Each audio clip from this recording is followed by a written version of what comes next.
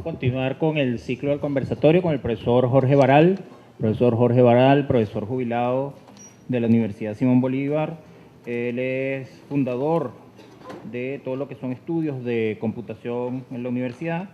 Tiene un doctorado de filosofía en Georgia Tech. También fue, bueno, entre otras, director de FUNINDES, decano de posgrado, director del antiguo SIC, Centro de Informática y Comunicaciones, y es el creador de lo que hoy es la DST. Entonces, bueno, sin más preámbulos, vamos a dejar con el profesor Baral con su charla. Gracias, Nicolás.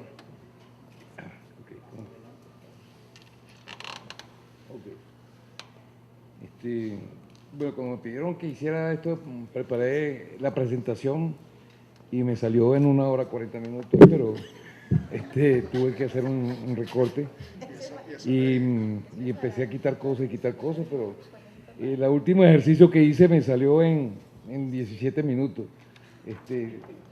Bueno, vamos a ver si lo puedo hacer en 15. El problema es que si lo voy a hacer en 15, no me van a entender nada. Ok, bueno, vamos a hacer el intento. Ya llevo 42 segundos.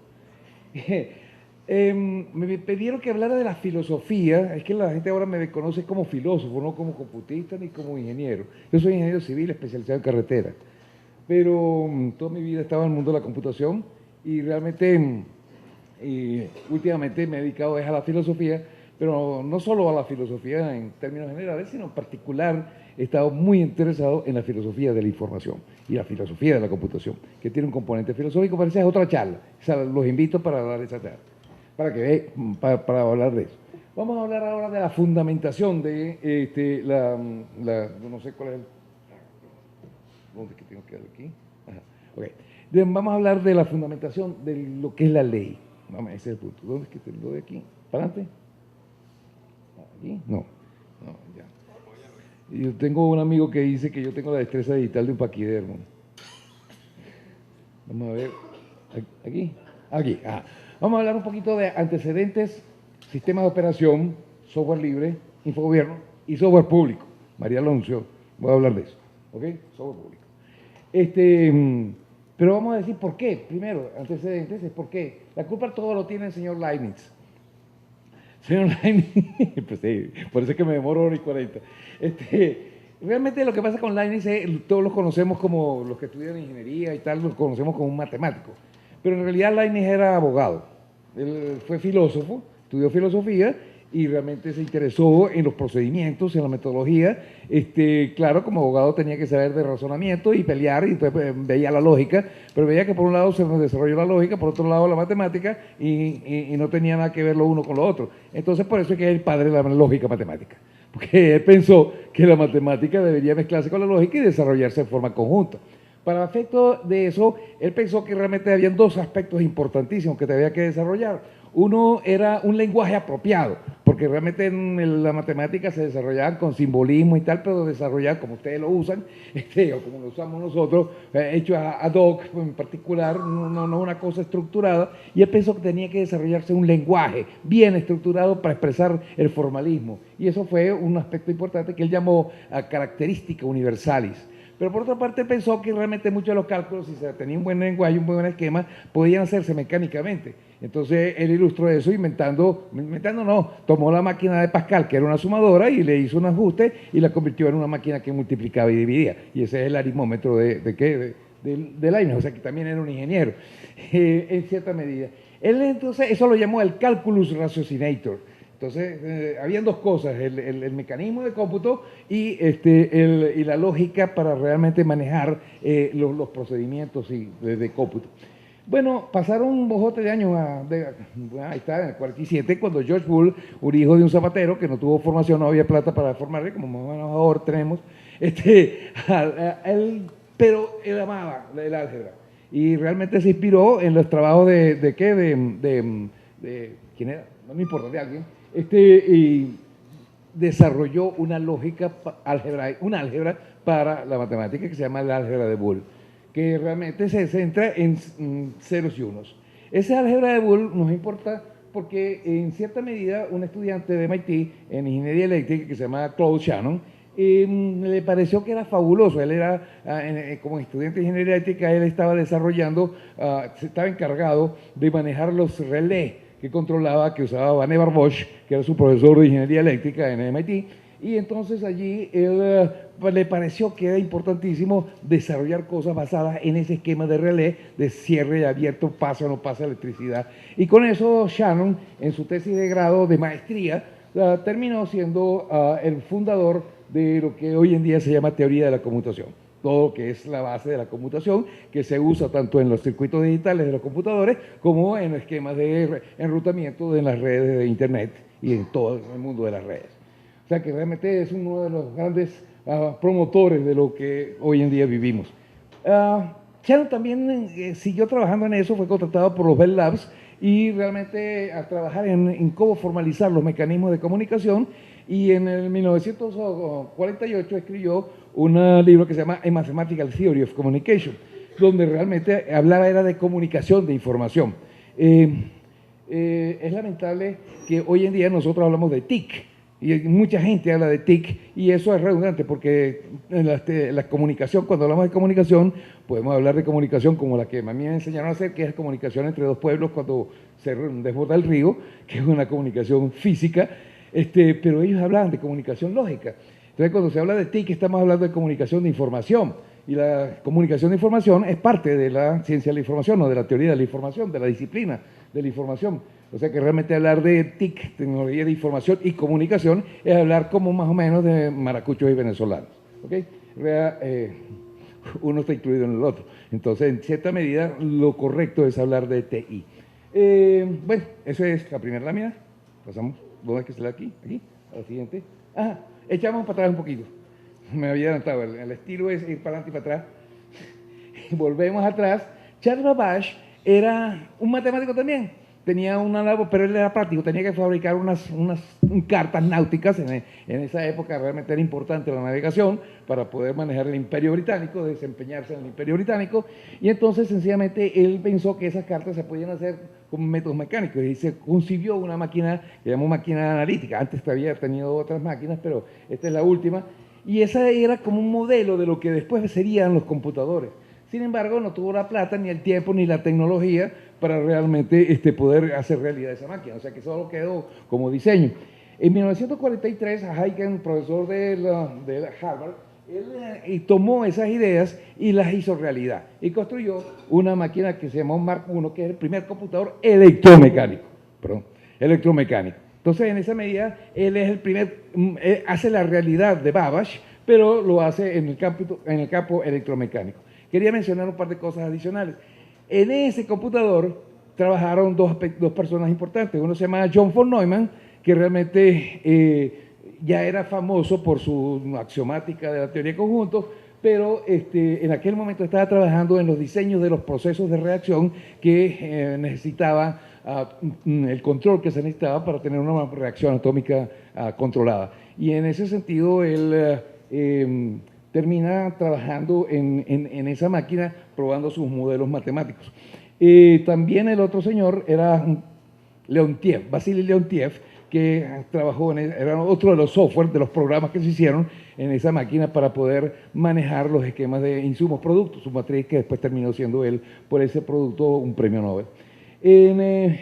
Pero paralelo, en el 43 empezó otro diseño en la Universidad de Pensilvania, con otros ingenieros eléctricos, electricistas, y Eckert y Mowgli, de la Universidad de Pensilvania, y culminaron en el año 46 con la ENIAC, que era el primer computador electrónico operativo. Pongo operativo porque en realidad a Tanasov de la Universidad de Iowa le habían dado ya un reconocimiento de haber sido el primer diseño, pero realmente la máquina de Tanasov nunca llegó a ponerse en funcionamiento como lo tuvo ENIAC. En ENIAC estuvo trabajando también von Neumann, y realmente él se dio cuenta cómo estaban las cosas y dijo que realmente, bueno, esa no era la mejor forma de hacer computadores. Entonces, por eso pasamos a esta, donde aparece Alan Turing. Posiblemente es muy conocido por ustedes, porque ese es el protagonista de la historia de él, es el Imitation Game, una película que fue famosa, estuvo en cartelera hasta hace poco.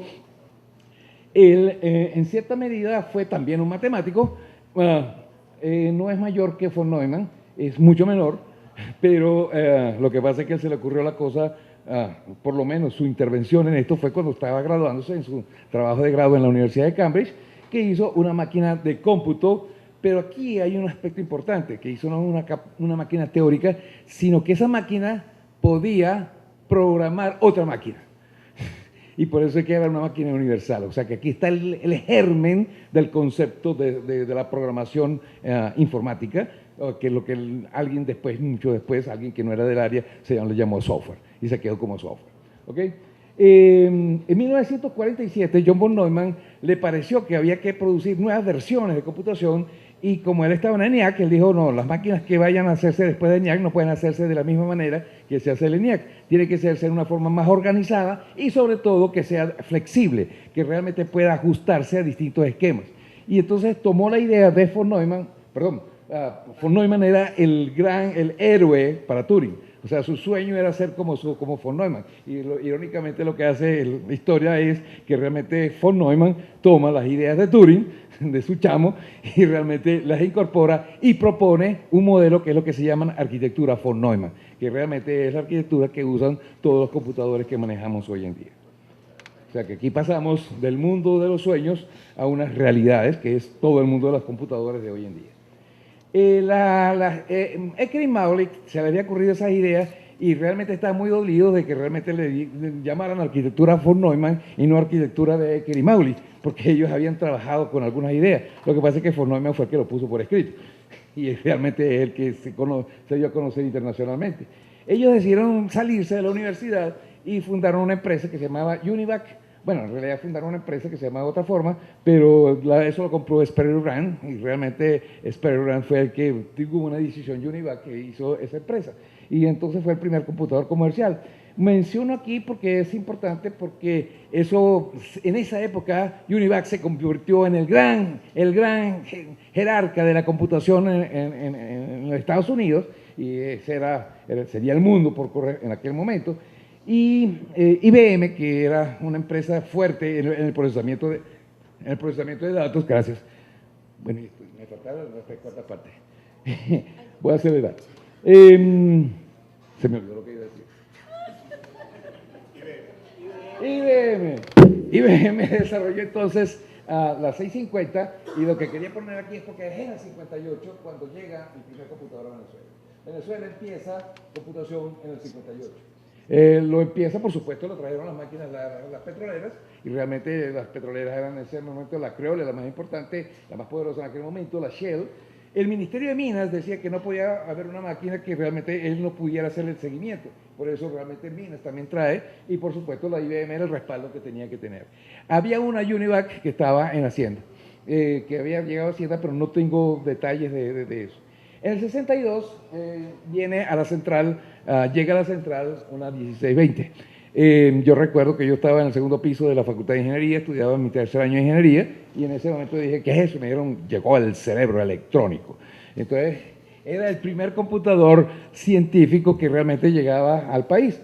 Y bueno, ahí fue donde empecé. Al año siguiente estaba yo metido allí, y ahí fue donde yo empecé a dar clases de computación.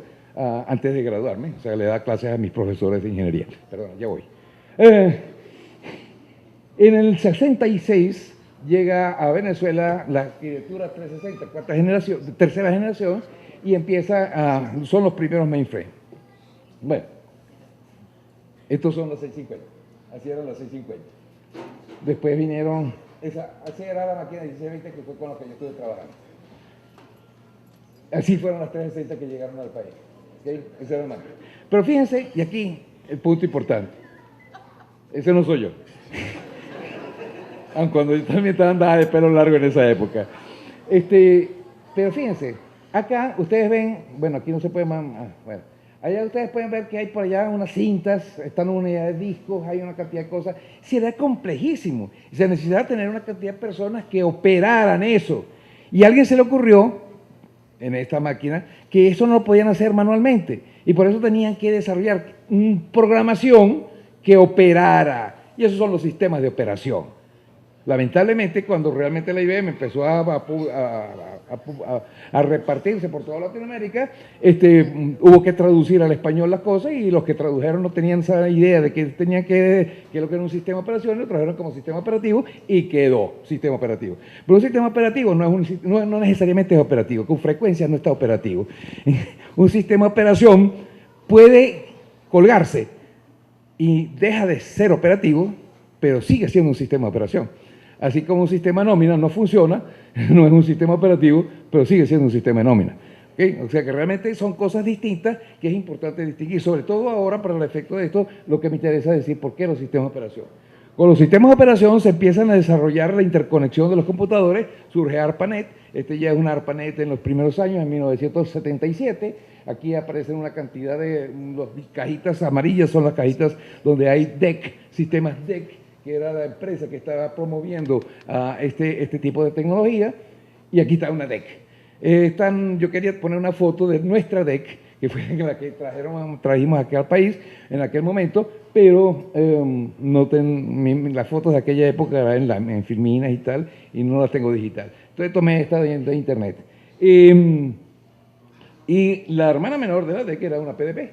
Una PDP-11, así una como esta, fue la que llegó al laboratorio de computación aquí en la Universidad Simón Bolívar en el momento que ya voy a decir cuál.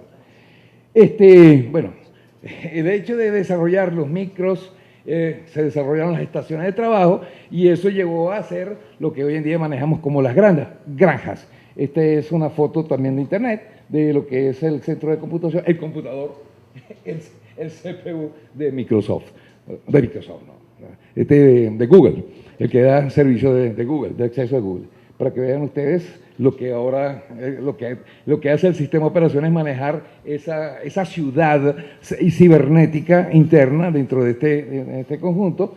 Y para que vean, aquí lo más importante es la bicicleta, porque la bicicleta da una idea de cuál es el tamaño de ese sistema, que no tiene nada que ver con computación, es el mecanismo de enfriamiento de la sala del bloque. Esos son los tubos que pasan gases, gas neón, argón y otros gases, por favor, que realmente son los que mantienen el sistema a temperatura. Ok, Infogobierno no puede funcionar mientras no tenga el motor, mientras no tenga esta estructura montada. Infogobierno no es algo que va a hacer el gobierno, Infogobierno es algo que tiene que hacer el país. Mejor dicho, no Infogobierno, sino el Sistema Nacional de Tecnología de Información tiene que hacerlo el país y realmente en apoyo al concepto de Infogobierno. Y con eso termino. Muchas gracias.